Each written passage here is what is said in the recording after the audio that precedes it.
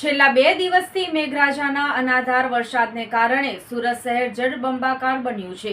રસ્તાઓ પર પાણી ભરાયા છે અને નીચાણવાળા વિસ્તારોમાં ઘરોમાં પણ પાણી ઘૂસી ગયા છે।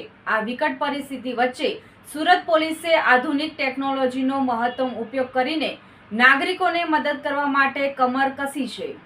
સુરત પોલીસ કમિશનર ઓફિસના સીસીટીવી કંટ્રોલ રૂમમાં એક વિશેષ વોચફુલ આઈ ટીમ બનાવવામાં આવી છે, જે શહેરભરમાં લાગેલા હજારો સીસીટીવી કેમેરા દ્વારા પરિસ્થિતિ પર નજર રાખી રહી છે। ટેકનોલોજીનો મહત્તમ ઉપયોગ કરીને બચાવ કામગીરી કરાઈ છે। સુરત પોલીસ આ આફતના સમયે માત્ર પરંપરાગત બચાવ અને રાહત કામગીરી પૂરતી સીમિત નથી રહી, પરંતુ તેમણે આધુનિક ટેકનોલોજીનો મહત્તમ ઉપયોગ કરવાનું શરૂ કર્યું છે। આગામી દિવસોમાં પણ ભારે વરસાદની આગાહીને પગલે પોલીસે અનોખી અને અત્યાધુનિક પહેલ કરી છે। વોચફુલ આઈ ટીમનું મુખ્ય કાર્ય પાણી ભરાયેલા વિસ્તારોની ઓળખ કરવાનું છે।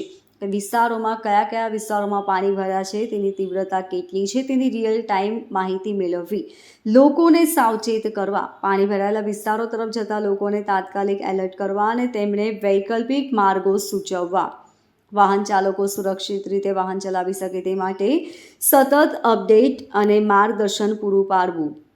ખૂબ જોરોથી બારિશ થઈ, જેના લીધે જો નીચાણવાળા વિસ્તારમાં પાણી ભરાવાની સમસ્યા આવી છે।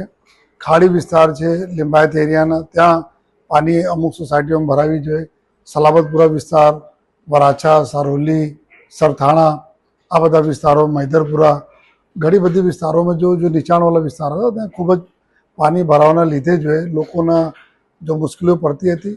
ટ્રાફિક નિયમનથી લઈને લોકો ઘરોમાં ફસાઈ ગયા હતા। 4 ફીટ જેટલા તક પાણી ભરાયા હતા। તો તમામ સમગ્ર જો શહેરમાં પોલીસના અધિકારીઓ અને જવાનોને સૂચના આપવામાં આવી હતી કે તમામ લોકો રોડ ઉપર રહેશે અને એવા વિસ્તારમાં લોકોને મદદ કરતા રહેશે। અને મને ખૂબ ગર્વ છે કે અમારા પોલીસના જવાનો અને અધિકારીઓ ખડે પગે રહીને જો લોકોને બચાવના કામગીરીમાં ટ્રેક્ટર મારફતે લઈ આવ્યા, બહાર કાઢી બીજી ગાડીઓ મારફતે એના આપણે ખભામાં બેસાડી લઈ આવ્યા અને આ પ્રકાર લોકોને બહાર કાઢ્યા। અને ટ્રાફિક ના જાય ત્યાં એના માટે જો અમારા ટ્રાફિક કંટ્રોલ રૂમમાંથી જો સીસીટીવી કંટ્રોલ રૂમ છે, ટ્રાફિક માટે અલાયદા બનાવવામાં આવેલા છે। એનાથી સમગ્ર શહેરમાં ક્યાં રોડ રસ્તા બંધ છે, ક્યાં વધારે જો ટ્રાફિક છે એના નિગરાની કરીને અહીંયાથી જો પબ્લિક એડ્રેસ સિસ્ટમ છે એના મારફતે લોકોને સમજ પણ પાડવામાં આવી કે કઈ વિસ્તારમાં નહીં જાઓ અને કયા વિસ્તારમાં રોડ રસ્તાઓ બંધ છે, એના સાવચેતી રાખો, બિનજરૂરી કામથી કોઈ ઘરોમાંથી બહાર નહીં નીકળો। તો અમને ખૂબ ખુશી છે કે આપણે પ્રજાજનો અમારી બાતોનો માન આપીને બિનજરૂરી જો રોડ ઉપર નથી આવ્યા, જેના લીધે રોડના ટ્રાફિક નિયમનને બી પોલીસને આસાની પડી।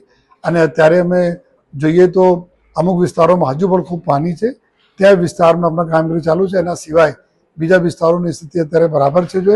પરંતુ છેલ્લા આવનાર 3 દિવસ ઓર જો ભારે વરસાદના આગાહી છે, જેના ધ્યાનમાં રાખી સમગ્ર જો ટ્રાફિક પોલીસ તંત્ર અને તમામ થાણાઓના પોલીસ તંત્ર એલર્ટ છે।